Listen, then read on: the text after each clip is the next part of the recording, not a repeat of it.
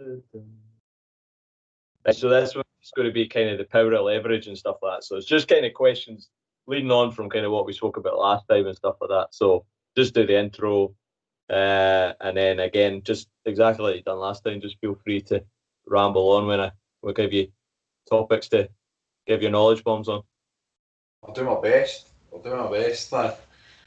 Last time I had some questions to prep for, I had a wee bit of prep behind me, but I'll be alright, man. I'll be good. Mate, it's freestyling. That's what it's all about. You get the better stuff when it's freestyle, don't you? Yeah, definitely. Right, folks, welcome to episode 6 of series 2 of the Edinburgh Fitness Podcast. I'm delighted to say I've got a guest back on again that was on series 1. Came with loads of knowledge bombs last time.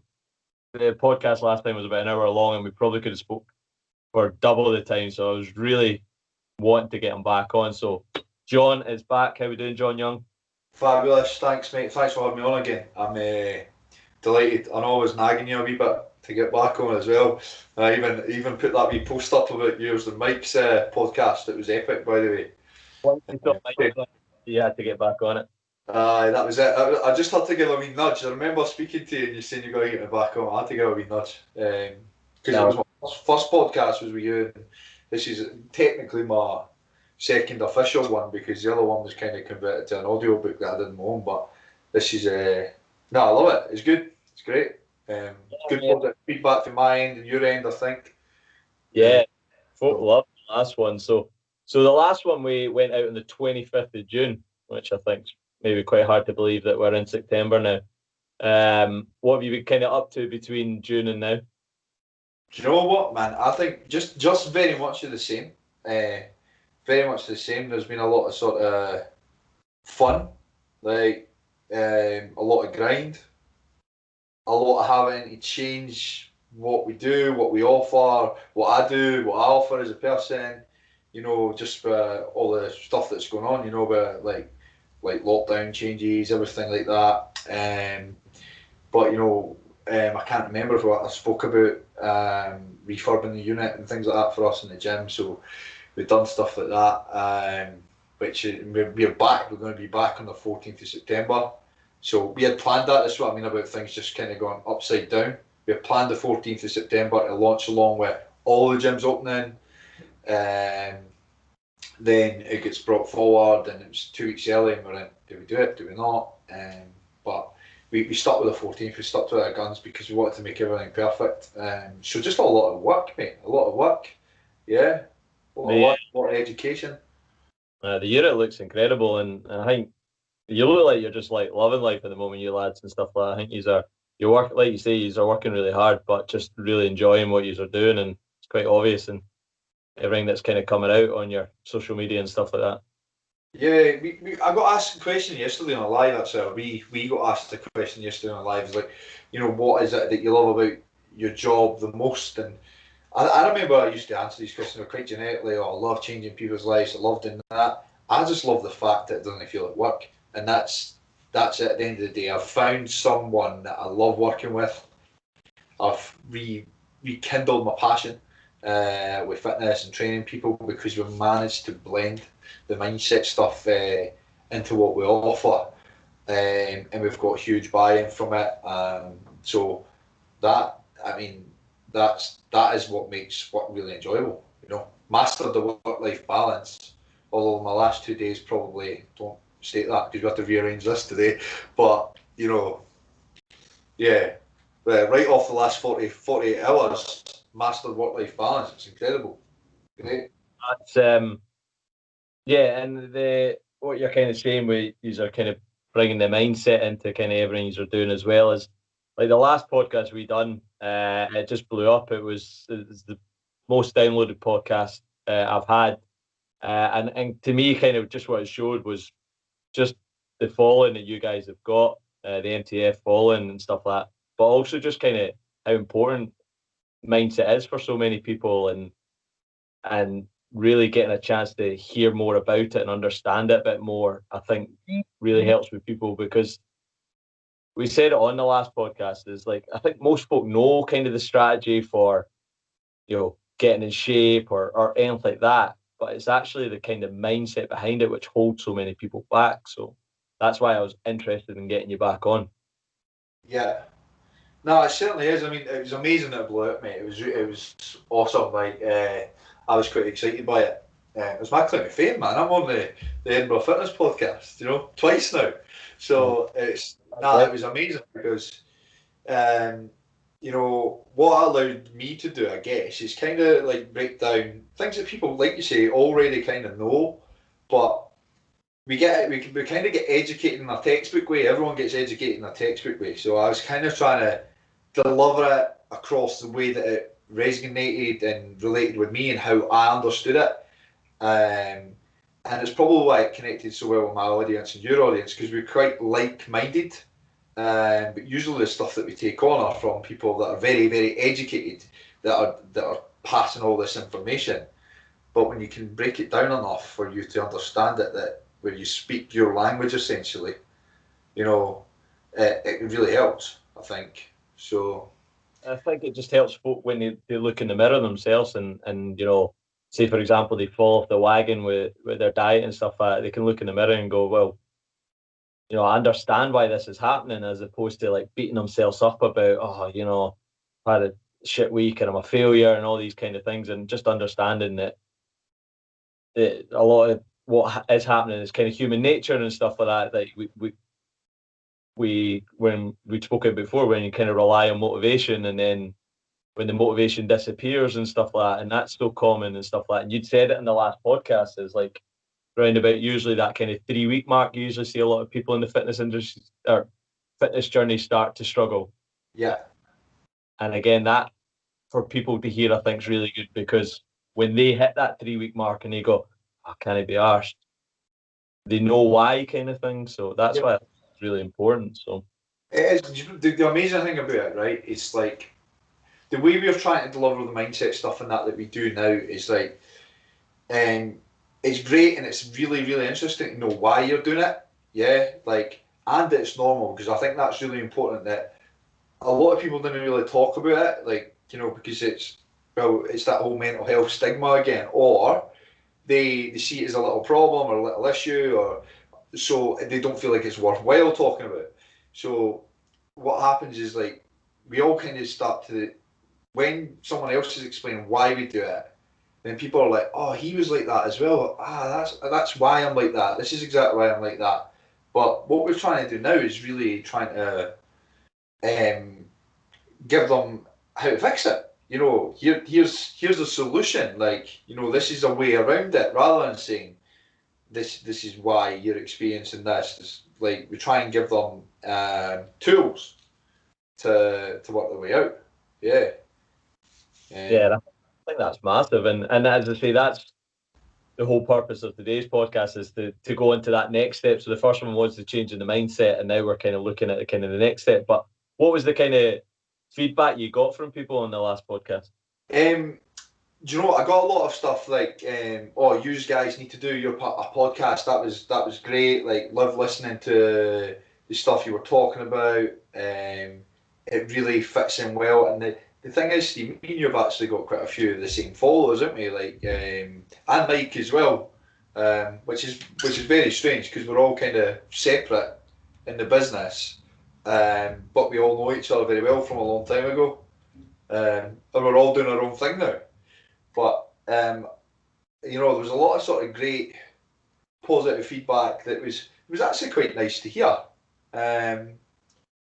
Because when you're trying to pass a message and you know that it's really supporting and helping people through stuff, and when you see a message like a tag on Instagram, for example, oh, love this podcast, these two guys nailed it, you need to give this a listen if you're struggling with X, Y, and Z.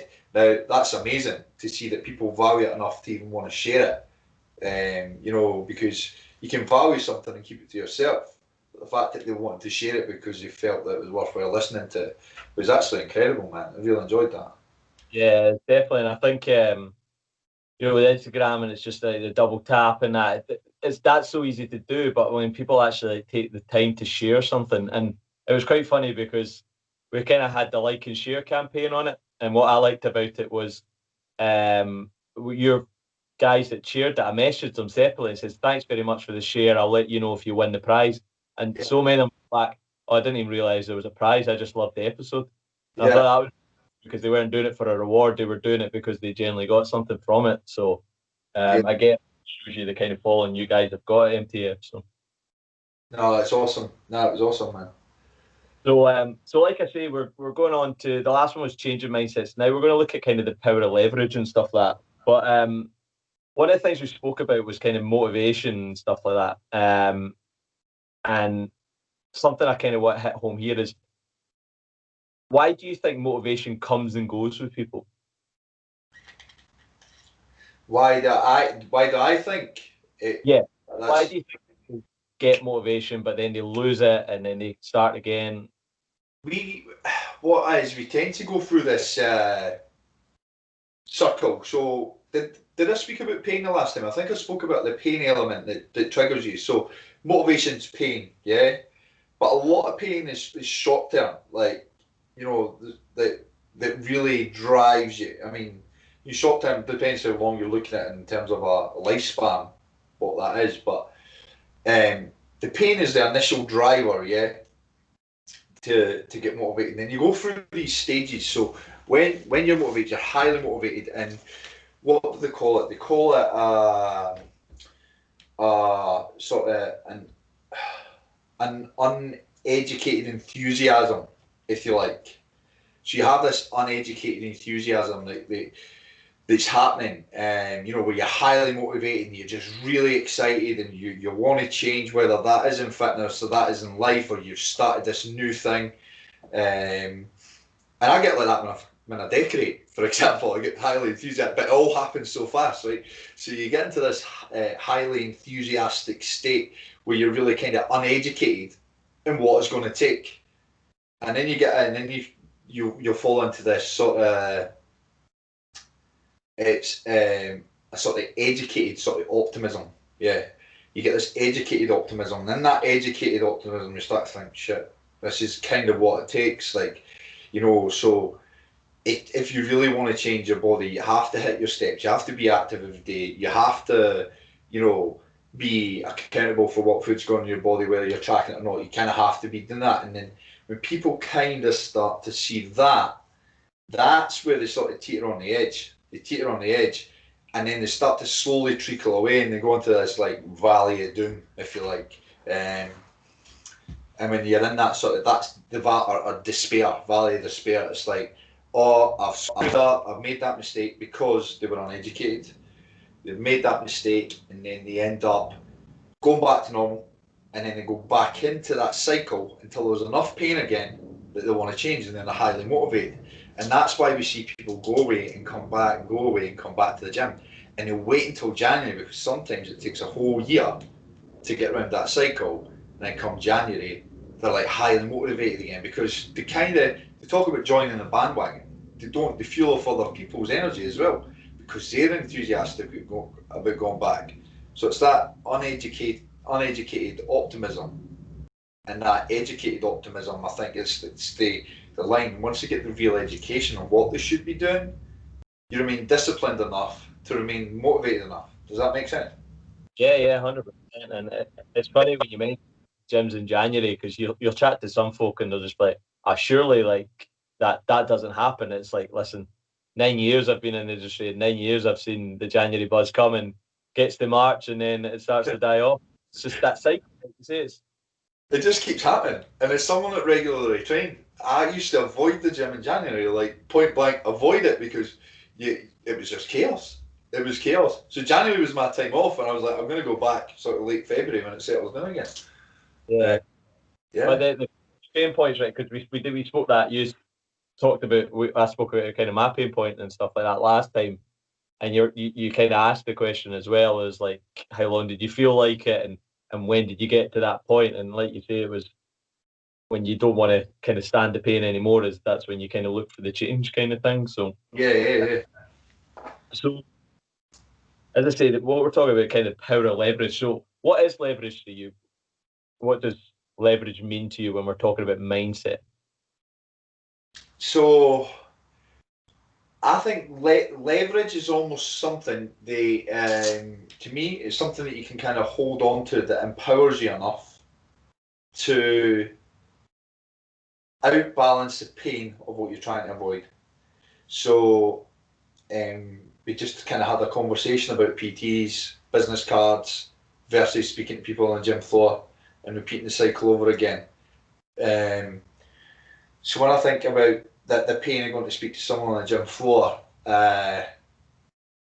and you need something that's more powerful than that, so a pleasurable aspect that's going to be more powerful than the pain experience that you experience through there.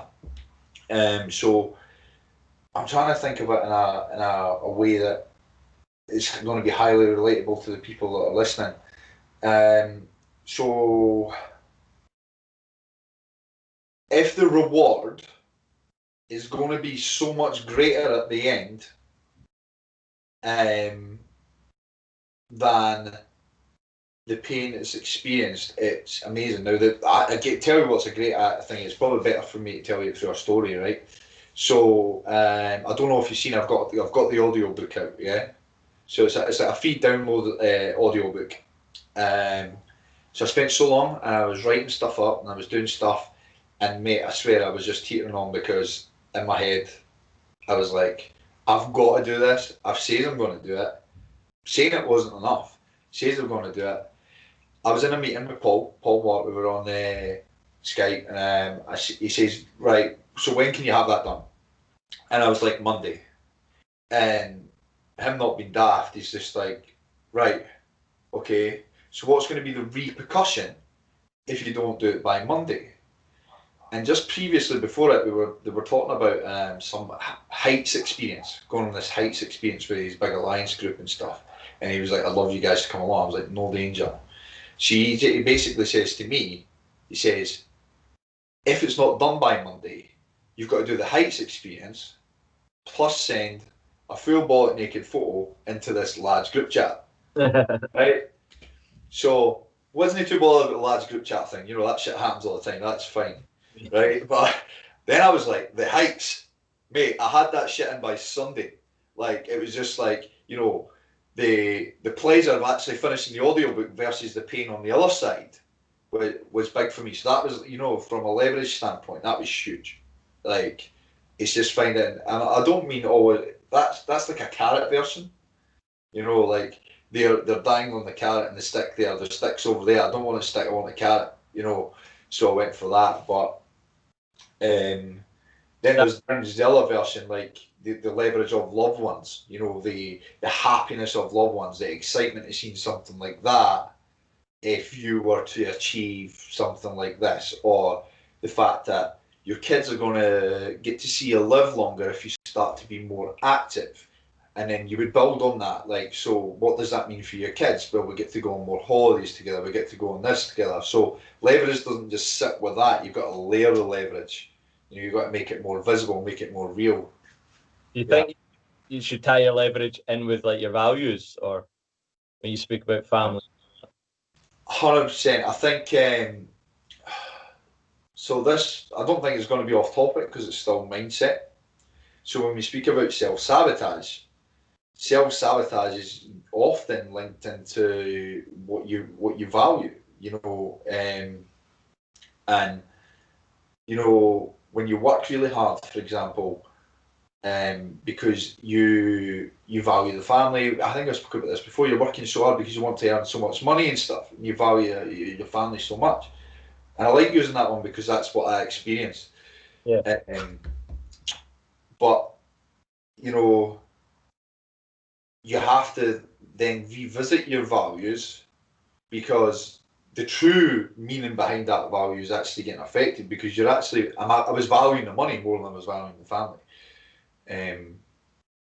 So I really feel that the leverage, you almost have to revisit your values almost every 3 months, I feel, because yeah, you can say you value love, you value money, you value family, you know, you value your time, whatever. But at different points in your life, your values are going to mold and adapt, and you might be valuing one a wee bit more too often, but the one that's really hurting you is the one that's going to build the leverage, the one that you would think. So if I was away all the time and I'm hitting all three values, but I'm forgetting about that one, I'm forgetting about my kids and my missus, then you have to make that leverage to keep doing what you're doing. What does that mean for them? You know, how can we build on that? Does that make sense? Yeah, yeah. I mean, I had the kind of conversation with a client recently about it when he just started a new job. He wanted to start a program with me, and he was kind of going through it. And then he started a new job, and he couldn't really get the program done, and he was kind of apologizing to me, and I was just like, look, don't stress about it, especially like when something like that's changed, like you say, the value of the work and all that now, starting up a new job, providing for his family and all that. Of course, that's going to take priority for that stage in his life, and try to get him to understand that and be aware of it, and then not kind of beat himself up that he wasn't doing the workouts and he should have been doing the workouts simply because he'd signed up for the program, kind of thing. Yeah, yeah. 100%. Sometimes it just it comes through, recognizing what your values mean to you again. I think it's easy to say what your values are, but actually recognizing what they mean to you and what your actions are actually portraying it does come through like questioning, like really good, powerful questions. So there was one that we were doing with our TF28 group where I had a list of like 11 really powerful sort of value-based to avoid self-sabotage questions. So it would be like, what do things look like if they continue the way they are now? And then you get deeper. What happens in 3 months' time if things continue exactly the way they are now? Like, um, And then you get to that pain point. yeah. And then that's it. They start to digest it. And I'm like, never go with your first answer. Yeah. Yeah. Never go with your first answer, because the first answer is you're conscious. And then when you think about it, you read it again, you start to detail the question. So for example, working all the time, well, I never get to see my kids. But there's more to that than not just seeing your kids. I'm gonna, I could potentially miss their first words. I could potentially, these things start to really start building up on people. And these are the things that hurt you in the end. Do you know what I mean? So I think that sums that wee bit up, I think. Yeah. Yeah, I think that, and especially when you say things like that, they're things you don't get back as well. Yeah, that's it. That really hits home as well. Like if you miss your kid's first steps or words, and you're not going to get that back, so that really hits more than just not seeing your kids, because you could see your kids the day after, really, kind of thing. So Yeah, there's definitely something in the uncontrollable factors and the controllable factors when it comes to things like that. There's uncontrollable things that you're going to miss out on, but there's controllable aspects of your life that you can lower the percentage of missing that out on, like missing out on that. And if you've done that, then then you can just be like, probably feel a little bit better about it than you probably would. Um, we'll come down to that, won't it? A lot of the most important things in our life are quite uncontrollable. yeah, Yeah. I think from what we just said there, I'm probably going to get you back, and we'll do an episode on self-sabotage as well, because like you start up another can of worms as well. But I think it's definitely something that's so valuable for people, because something that kind of really hit home when I done a wee bit of the Tony Robbins training, and it was like he was talking about change, and he says it usually always comes back to two reasons, and it's one, that they're not going to be loved, one, that they're not good enough, and two, if they're not good enough, they're not going to be loved. And a lot of the time you see actions from people or behaviors from people that usually stem back to one of those reasons, kind of thing. So I think self-sabotage is another topic which would be great for another day, maybe. Yeah, such a cool, because it happens every day, and it's almost uncontrollable. Self sabotage is uncontrollable, I believe. I believe understanding it is highly supportive. Understanding it will be highly supportive, and having methods on getting out of it, but it's going to happen. Because you can't ultimately control thought. We spoke about that. That's going to happen. It's dealing with the process that's important. But we'll flip it back to leverage, because Yeah. what we're talking about. So here's a kind of very vague one, but let's see what you go with. What's better for leverage, the carrot or the stick? The carrot. You think? I think so. I think it depends what the stick is, because the stick can be a threat, right? Yeah. So the stick can be a threat, and the threat of me having to hang was like enough leverage for me to change at that point. But I think the stick only works short term. I think once you learn that to chase the pleasures in life, like the carrot, for example, that are self based on your own autonomy, it's got to be the carrot. For me, it's definitely the carrot, because the leverage should be the pleasures of the outcome, not the short-term pleasures of smoking a cigarette, basically, but the long-term pleasures of not developing cancer, or lung cancer, or lowering the statistics of that, being around to spend longer time with your family, that's the winner. That's the carrot at the end. The stick is threatening that they're going to die because they can't. That's not enough. A lot of people are like, I'll take my chances. So you got to direct them towards the pleasure thing. Yeah, I'm going to go with pleasure.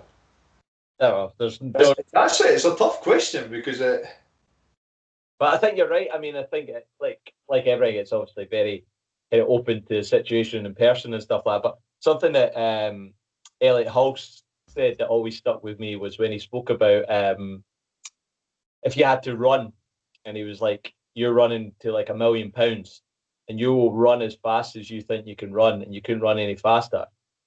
But then if you're getting chased by a bulldog, he says you'll run faster than you believe you could. But again, that's a short term. Like when you summed it up there, you're probably right.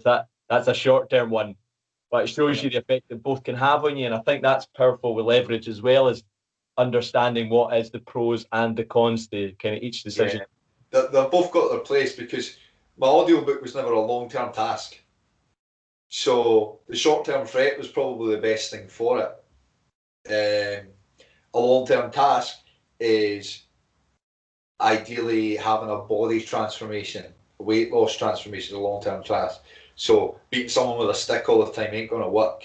Yeah. Soon going to be like, fuck this, not for me, don't want that. So they need that pleasure side. So they both, I think, long term it's got to be the carrot, short term it's got to be the stick, right? A good way to sum it up, I think. I don't think you'll be beating that. So when you kind of speak about finding leverage for people and helping people find leverage and that, do you kind of feel there's patterns you see with regards to what males kind of want and females want? I'm not trying to make this stereotypical sexist or anything, but is there different things that help for people for their leverage? Nah, I don't think. The leverage again is based on their values. Males and females might have the same type of values, or they might have completely opposite values, and the leverage will come down to what they value most. Is what they value most, and it's finding a way to make their values to them, or helping them recognise the shiny things about their values. The positive sides of their values, what their values truly mean to them in the long run. If they were to get it right, what their values look at on a scale of 1 to 10. If they're at a 10, they're going to look like this. If you're at 1, they're going to look like this. Where are you sitting now? And I think it doesn't matter if you're male or female. I don't think there's a typical style of leverage. I mean, again, short term, you could play on the the sort of what the females want, what the males want aspect. Do guys want big muscles for attention? Do females want nice bums for attention? There's that, but when it comes down to true value, I don't think it makes any difference. Yeah, no. Have you got an opinion on that? Have you got a... No, not really. No, I mean, it was just kind of again, everything's always the whole point of these podcasts is just open discussions. But it was just interesting, obviously, because you focus so heavily on mindset. I was wondering if there was stages where you felt like the like if males were kind of their leverage was kind of providing for their family, if that was kind of their value. There'll be a degree of like, so I think there's probably more common values there, like, you know, a lot of women will value their, like, for example, looking after their man, you know, making sure and looking after their children, and they have a different idea of what that looks like. Whereas males, we provide, like, you know, from caveman days, that's kind of how we would go about it. So I guess when you look at it like that, yeah, for sure. There's definitely an aspect to it there. Sorry, I just have to charge up because I'm just about to lose your charge and I'm... You're getting your PA now. Oh, that's it. That's it. The whole point, I think, of the episode was like I kind of said at the start, is like I think leverage is a great tool for when the buzz of motivation wears off for some people and stuff like that, and it's getting people to understand leverage. And see, before we move on, do you know what I do notice a lot? There's always some form of resistance at some point. There's always some form of resistance when it comes to leverage, and it kind of goes back to this whole self-sabotage thing again, because there is often a pain in the pleasure aspect, in the subject to change. You know, the whole new job thing, or new career, or even a new body. Like, you know, James Smith kind of goes about on about it in his book. There's often that point where you retreat back into comfort. So there's always that bit of resistance when trying to create leverage as well, because people want to retreat to comfort. They want to retreat to comfort. They've been safe there for so long. Do you know what I mean?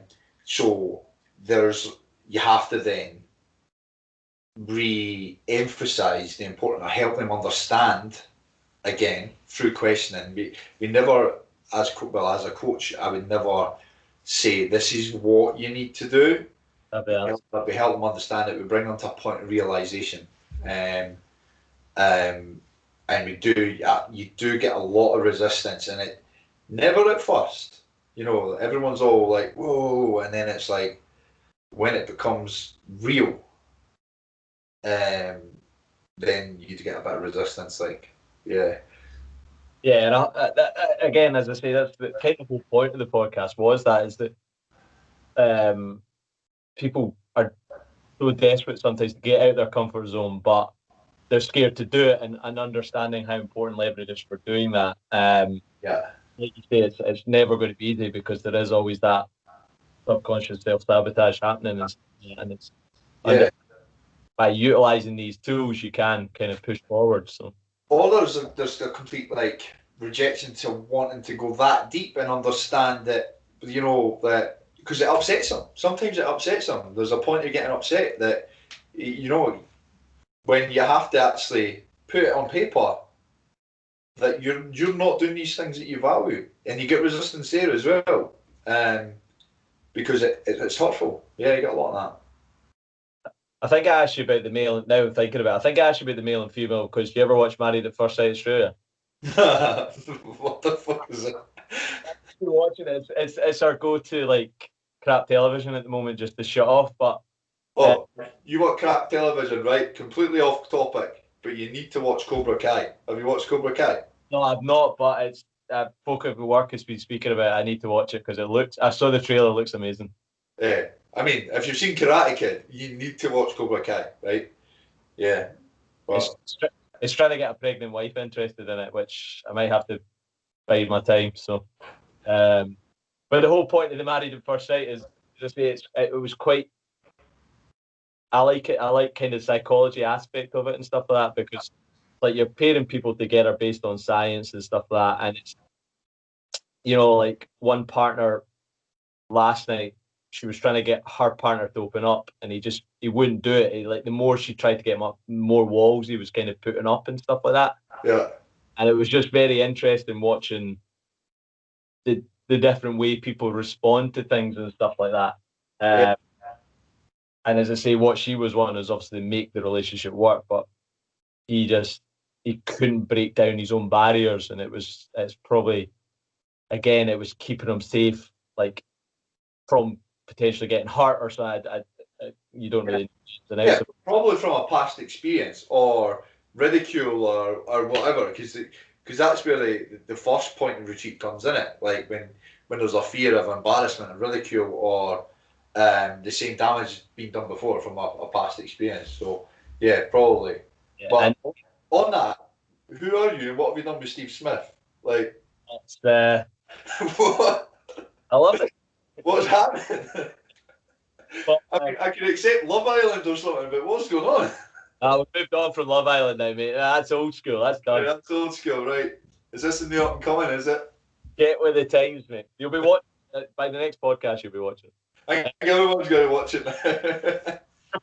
And that'll probably be what we get the most shares for now, is people like, I want the females.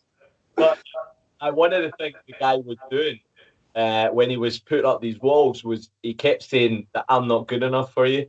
I'm not good enough for you. And I just thought that was kind of really interesting as well, with what we were saying. But he was he's a businessman who, like, you could tell business is like all he cares about, kind of thing. And it was just really interesting watching the psychology of it. So I think that's what triggered me to ask the question about the male and female differences. But he's probably so good at business because he's actually good at that. And at some point in his life, he wasn't good enough for someone, and that's why he keeps saying that. And he's probably so good at business because of that. He was divorced. Was he? Yeah. Wow. Well, see, I've only seen that. See, you need to watch it. But yeah, I think again, when we're talking about the leverage, I think it does. It's trying to find that intrinsic motivation, isn't it, and staying on top of that. Aye, yeah. You can get extrinsic motivation for leverage and stuff as well, but when you really delve into the intrinsic stuff, I'm sure that's when you kind of get the best results from people. Yeah, aye. So you get to the intrinsic stuff, and then what you need off the intrinsic stuff is like branches, stuff to hold on to. So like, yes, of course, the kids are going to love me, blah blah. Like, there's all going to be that, but then there's the branch off it. Well, what else does it mean? It means that we can have this great holiday, and what does that mean for me? Brilliant. You know, I've always wanted to go to Disneyland, right? So one of my things, like the leverage for me to work the way that I do, is that I want to go to Disneyland, Florida, without the stress of money, and I want it to be the best experience. I'm saying for my kids, but for me. Do you know what I mean? But yeah, my kids are going to love that. Like, that was my honeymoon. What's that? That was our honeymoon. Was it? Yeah, the first week we done Florida with the wee one, and then we had a cruise. But mate, I 100% know where you're coming from there, because they talk about being the happiest place on earth or not. See, when we left, I was like, I want to go back here like every year, and I need to get the money to be able to take the little ones back here every year. 100% know where you're coming. See, after all that was over, right? How did you feel? Like, how did you feel? Did you like, because obviously that's all like a high. You've been married, you've had the honeymoon, and then you go in and you were first to meet Disneyland, then you go on the honeymoon. Like, what was it like when you came back to reality for you? Like, how did you feel? Awful. Like, I mean, I think you feel like you're kind of here before it all, and then you obviously spike to here, but I think you feel like you come back to here like even lower than before, just because, I mean, there was the whole build up to everything as well, the whole planning, and like you say, it's that the motivation comes from the kind of the actions and the continued actions. So I mean, it was the booking, it gets you the buzz, and then the mapping out what you're doing is getting the buzz, and then, you know, like the everything for the wedding day and all the contacts you're getting, and then the actual days are phenomenal. And it's like, oh, we're still on a high because we know the honeymoon's coming, and then Yeah. build, and then crash. Yeah. The reason I asked that is because it's going to it ties into leverage to get back out every time, because like I think you hear it all the time. The bigger the high, the bigger the low. Yeah. So that then there's that. If you were to put, I'm assuming you get a mixed variety of people listening, but you probably get a lot of people that are interested in fitness listening as well. So I'm assuming when they change and when you hit a point, there's that point of excitement, there's that point of wow, I did it, and then there's like wow, what next? And then you start to dip, like you said, you went lower than you went before. You start to dip. The important thing is you need to understand what leverage is and how to use it to get your way back out. And then that's where, again, you would reevaluate your values again, because what you valued three months prior was making sure you had the best wedding and the best honeymoon possible. You worked your ass off to get there. You got this amazing experience, and then all of a sudden, crash. And then, yeah, it's like that whole what's next. So you've got to be able to go, like, right, well, what do I value at this point in time? Well, if that's my current value at this point in time, if fitness, for example, you really value your fitness, you just kind of have to focus on one. You need one to kind of focus on and then go back to. So then you ask yourself all the questions like I was saying before, like what happens if I continue to do what I do now? So like, yeah, well, I don't get that. What happens long term, short term, and then you just build off that again. So yeah, it's probably quite important to share that bit of information. Like, you don't just have one bit of leverage for a long period of time. You have to keep developing new leverage, reevaluating your values all the time.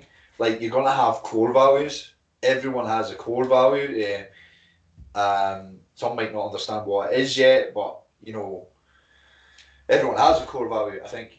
But you've got to reevaluate all the other little things that you value as well. Like, you've got to do that regularly, I think.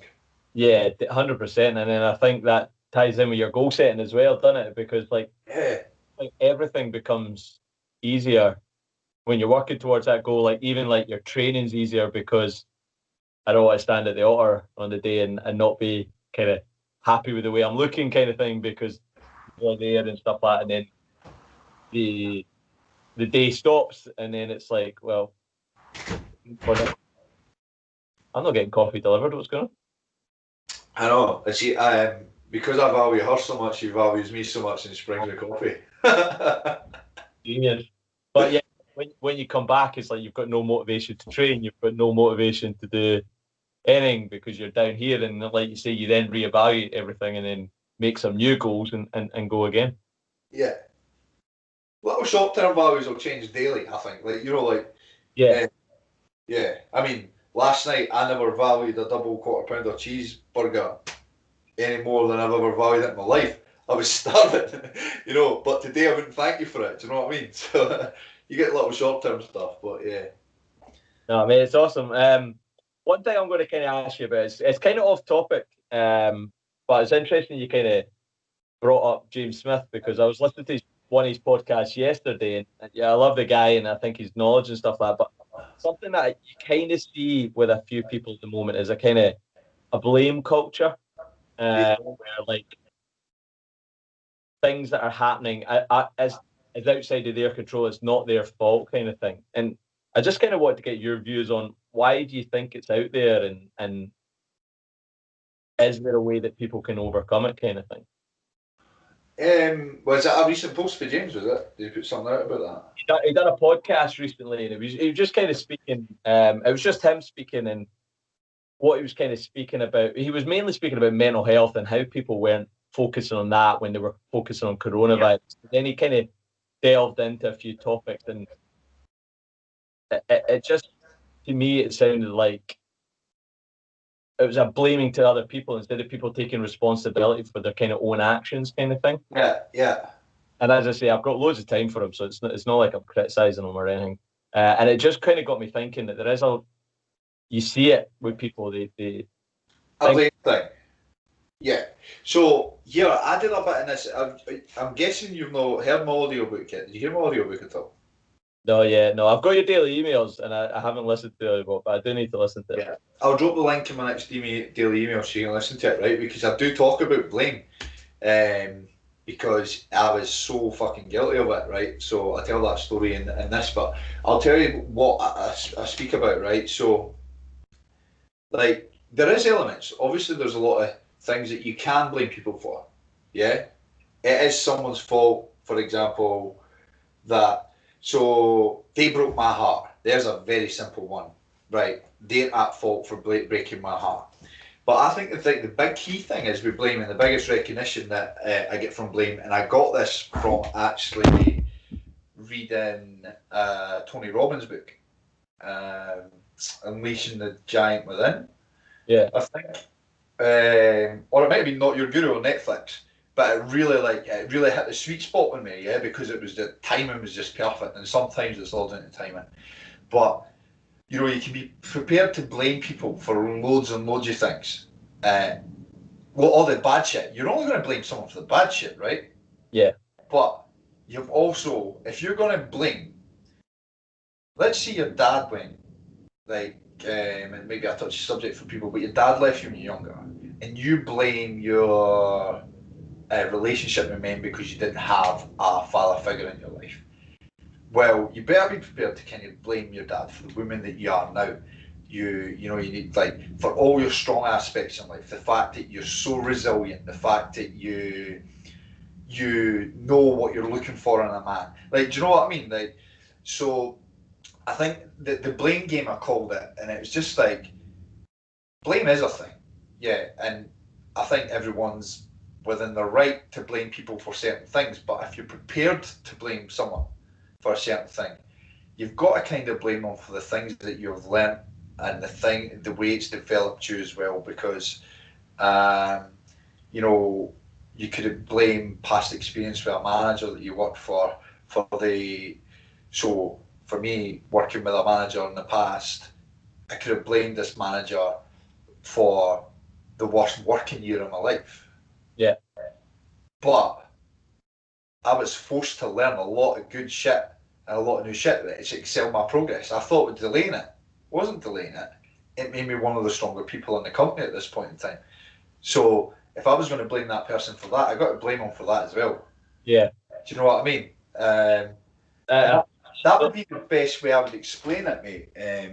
I don't know how James explained it or what he was talking about, or if he was blaming people for certain things. I don't know, but I'm saying James like I know, mate. But it's, well, he's a Smith as well, but I think kind of what he kind of says sometimes, and I think what kind of got me was like when he was talking about if people weren't happy in relationships, and he kind of says it before, if they're not happy in a relationship and they kind of stay with them just because they've been with them in a couple of years and stuff like that, and then they just decide to they kind of get a wake up call and decide to leave them and stuff like that, which for some it might be right, but for others it's sometimes I feel like take a second to look in the mirror yourself and make sure you're understanding like your part that you're playing and things like that as well, and taking the responsibility for your actions as well. And like what you've said there, I think you're right. I think it was Tony Robbins. I'm not your guru, yeah, and it's 100% right. It's like there's balance to everything, and you need to be aware of kind of both sides of the argument as well.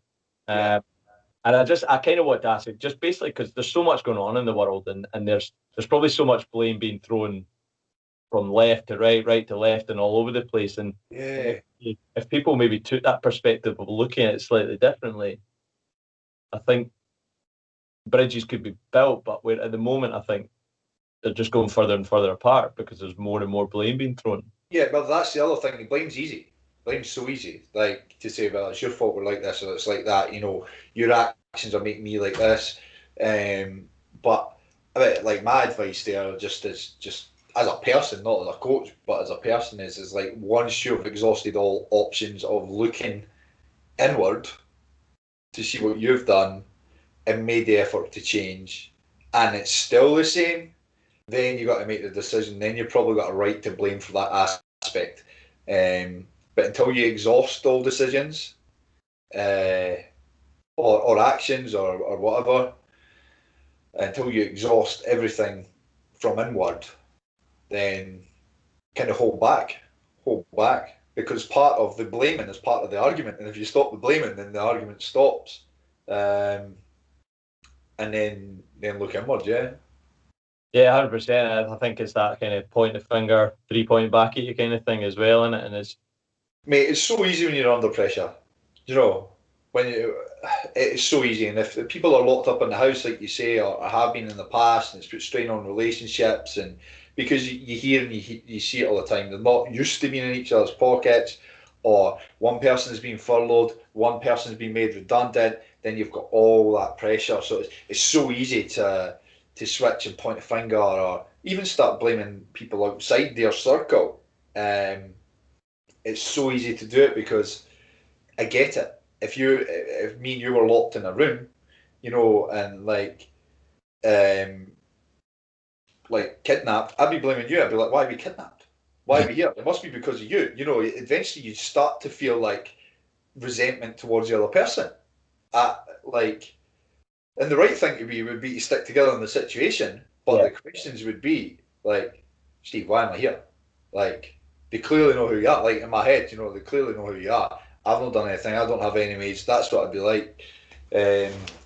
it kind of goes back to what you said before, and it is like the kind of you're looking at all the wrong things the other person's done, as opposed to like they may have getting a bullet in the head before you got kidnapped, kind of thing.